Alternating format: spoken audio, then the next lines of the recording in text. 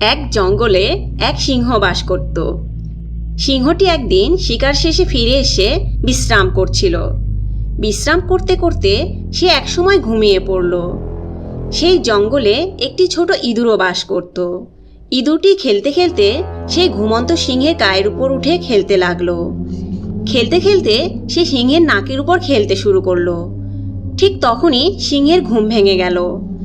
সিংহ তখন চোখ খুলে দেখল একটি ছোট ইঁদুর তার নাকের উপর খেলা করছে।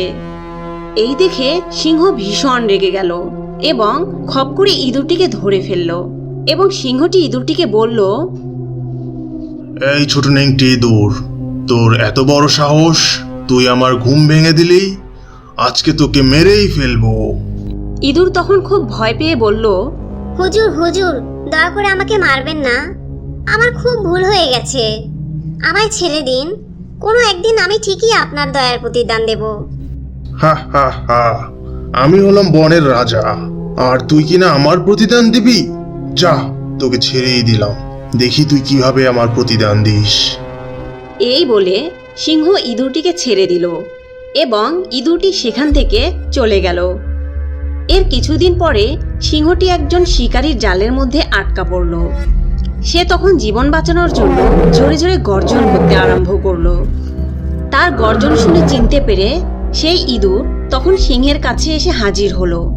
সিংহকে জালে আটকা দেখে সে বলল, হুজুর, আপনি আমাকে একটু সময় দিন, আমি আমার দাঁত দিয়ে জাল কেটে আপনাকে মুক্ত করছি।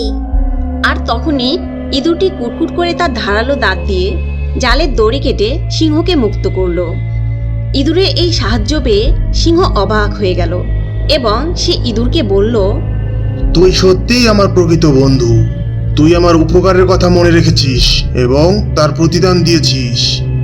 ইঁদুর তখন সিংহকে বলল, হুজুর, আপনি যেদিন আমার প্রতিদান দেওয়ার কথায় উপহাস করেছিলেন, আজ দেখলেন তো বিপদের সময় একটি ইঁদুরও সিংহের উপকারে আসতে পারে।